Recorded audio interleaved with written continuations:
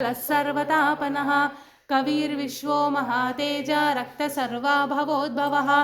नक्षत्रग्रहताराणामधिपो विश्वभावनः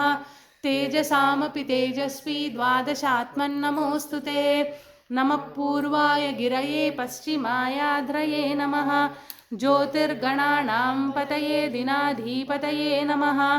जयाय जयभद्राय हर्यशस्वाय नमो नमः नमो नमः सहस्रांशो आदित्याय नमो नमः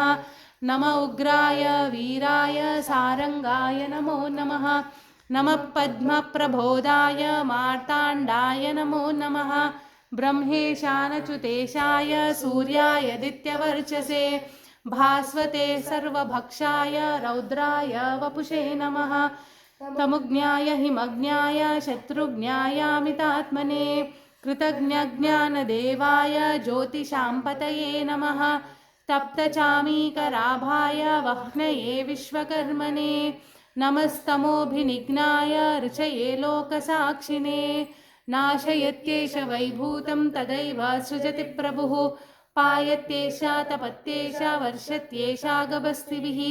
एष सुप्तेषु जागर्ति भूतेषु परिनिष्ठितः एष एवाग्निहोत्रं च फलं चैवाग्निहोत्रिणां वेदाश्च क्रतवश्चैव क्रतूनां फलमेव च यानि कृत्यानि लोकेषु सर्व एषा रविप्रभुः येन माप्रत्सृकृच्छ्रेषु कान्तारेषु भयेषु च कीर्तयन् पुरुषः कश्चिन्नावसीदति राघवा पूजयस्वैनमेकाग्रो देवदेवं जगत्पतिम् एतत्त्रिगुणितं जप्त्वा युद्धेषु विजयिष्यसि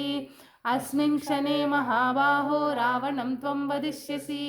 एवमुक्त्वा तदागस्त्यो जगाम च यथागतम्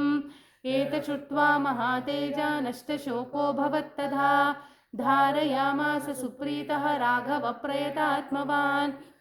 आदित्यं प्रेक्ष्य जप्त्वा तु परं हर्ष